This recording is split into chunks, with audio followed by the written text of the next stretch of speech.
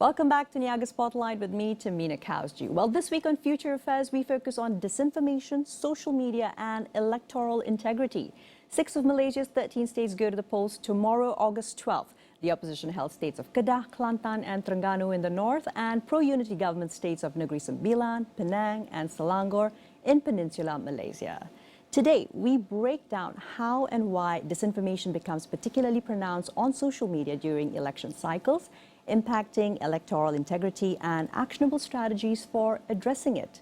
The epidemic of online fake news hits us hard, not only in our levels of trust, but also in our pockets. It is costly to produce quality journalism, but cheap to produce polarizing political takes and easily shareable disinformation. FYI, even back in 2019, online fake news was estimated to cost $78 billion USD globally each year, including impacts on stock market value, healthcare, politics, e-commerce, media, and even in finance. Well, joining me now in the studio to discuss disinformation, social media, and electoral integrity is Munira Mustaffa, founder and executive director of Chasseur Group. Munira, thank you so much for making time for us. How are you doing today? I'm all right. Thank you for having me. I'm excited to be here. Awesome. So let's get started off, Munira, with telling me a little bit about when it comes to national security and democracy. So what are some concerns around the role of disinformation? So what people need to understand about disinformation is the intent and goal. And the goal of disinformation is to erode the audience's trust in institutions and democracy. And that's why it's even more dangerous and pervasive, especially around electoral cycles, because that's when the use of disinformation becomes more pronounced. Yeah, exactly. And can you also now perhaps very simply break it down for us, the difference between disinformation and another term that audiences may be familiar with, misinformation, and how they differ? Oh, sorry. So again, this is about intent, goals, and objectives. So if you look at the stem of the words mis and dis, mis denotes the intent of that it's accidental. You might accidentally spread the wrong information, falsehood, without intending to. But disinformation is very intentional, and it usually involves a coordinated network of actors to make it look real. Right. And that's why it's very, it's a threat, essentially. Right. So perhaps if I could break it down, misinformation might be, let's say, someone in our family who unintentionally forwards a WhatsApp that contains incorrect information. Would that be correct? Yeah. Okay, so disinformation then would be the originator of that same WhatsApp chain.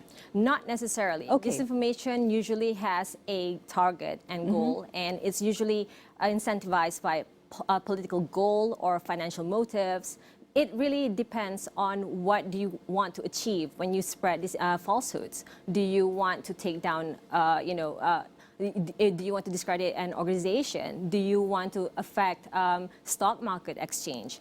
Do you want to discredit a political rival? So you use this information to create those falsehoods. And usually it doesn't take 1 or 2 people. It requires a network of people, because that's when it looks a bit more authentic. The authenticity of it, right? Yeah. So let's move into something that also did happen just this week within the Malaysian news media landscape. Utusan TV was earlier this week blocked access to certain users all around Malaysia. Do you feel that this is a sound disinformation control strategy? What could be the thought process behind something like this? I know that the impulse to control information channel is very strong, but I would caution against it, because based on some research I've carried out and based on my findings that I've shared with my fellow author, Dr. Benjamin Loh, we find that when people have more varied access to information and when they are given the autonomy to arrive to certain conclusions based on the available information, facts, you are less likely to subscribe to disinformation. So basically, what we should be concerned about disinformation is that it preys on your biasness. So basically, it's about your confirmation bias. So I think it's very counterintuitive to be more to block access to information, because the diversity of information is what makes it, it helps a person to understand the information ecosystem better. And also in a heightened political landscape of sensitivity that might also be interpreted as a dog whistle of sorts, yes? That's right. Right. One other aspect I'd like to focus on, perhaps, Munira, let's speak about generative AI and its impact on disinformation. Now, this has been recognized as a threat. Can you break that down for us? So I think the word AI has been on everyone's lips ever since it broke the scene. But sure, we have AI newscasters here at AWANI now, right? Yeah. However, I still, in a way, think that AI threats is still over-exaggerated. It's not AI that we should be concerned about. It's the people feeding AI the information. Again, this is not about the technology. It's about, at the end of the day, it's all about the people behind the technology and the end user that it targets. So the threat of AI is overstated because we had the same concerns about deepfakes. Sure, deepfakes have its, its risks, issues, and things like that, and it was very, very pervasive and very, very bad, for all the communities. But there are limits at the end of the day. I mean, I've read instances where when you feed the same thing to AI over and over again, and sure. then it no longer recognizes the original information feed, and then it starts to eat up all the other information that it itself produces. It becomes kind of an inbreeding cycle. Like a cannibalistic process of sorts. Yeah, and that's when you, I think there are some researchers that show their findings that, when they feed AI these pictures, that AI-generated pictures, they look realistic at first. Sure. But once they start to consume, like, over time, the AI-generated pictures along with the originally created pictures, it cannot discern what's real and what's not. So the end result looks a bit, it's a mishmash of everything. It does. You'll get Joe Biden with 6 fingers, for instance. Correct, correct. Which is one of the things to watch out for, just in case you're concerned. Okay, great. Munira, moving along then. Now, in Southeast Asia, do we face the prospect of potential foreign electoral interference, particularly when it comes to upcoming cycles like the state elections connected to disinformation?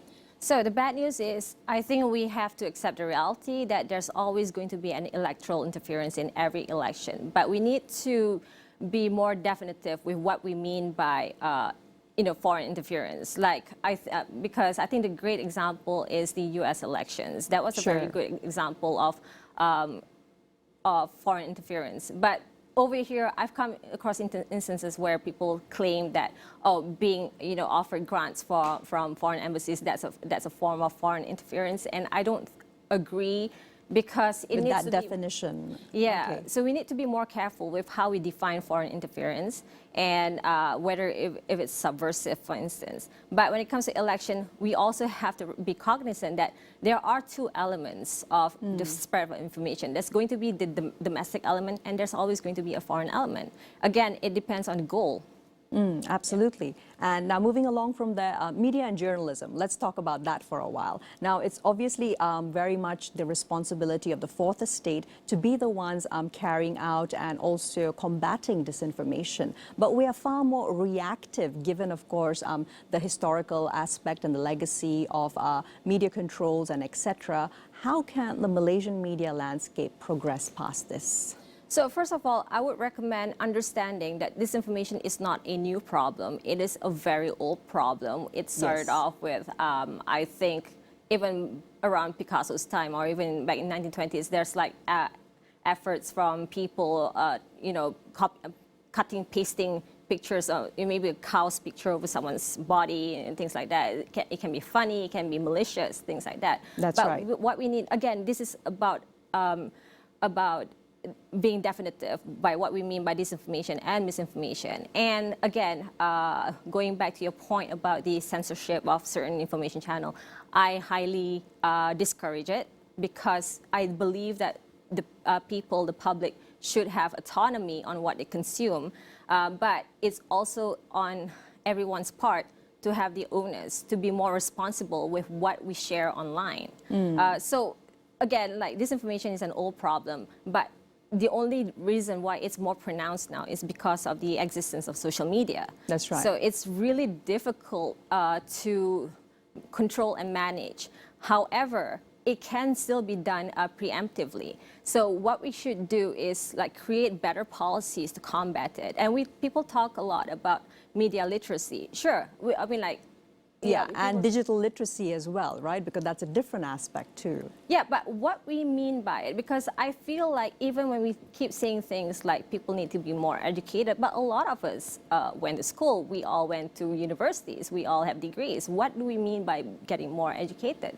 So I think that the context that we need to play at here is that we need to understand the information ecosystem. We need to identify and substantiate where the information is coming from and why it's being spread and who it's targeting. Again, we have to be more targeted in identifying the problem. So when it comes to disinformation, I feel like I'm losing my train of thoughts. I think people talk about fact-checking, but fact-checking is great.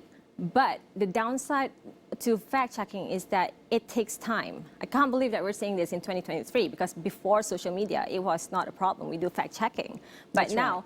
we have to say that we have to normalize fact-checking. Yeah. But again, it's Speed over veracity, right? Yeah. However, the thing about fact-checking is that it takes time and it's always done like after an incident happened. Fair. So we need to be more preemptive in the sense that we need to be more agile in identifying the problem. So here's a fun fact. Sure. Twitter, for instance, apparently the statistics says that I think it was one of the original Twitter founders or CEO, I can't remember who was it. He said that the first 3 hours when a tweet was released into the feed. Right, put out there. Yeah, the first 3 hours is crucial because 90% of impressions is made during the 3 hours. I will remember that. Now, ideally, Munira, what is also the role of social media companies and regulatory authorities within the disinformation ecosystem? Do you feel that the current playbook that is used by the bigger players, all the way from the Facebooks to TikTok, is sufficient, particularly given the Malaysian experience, what we saw with, for example, the unfortunate May 13 viral videos post-November general elections? So I would say that we can't just place all the burden on social media companies because what we need, again, this is a policy-based approach. So the government needs to be better at creating a more policy-based approach to inoculate the population against disinformation.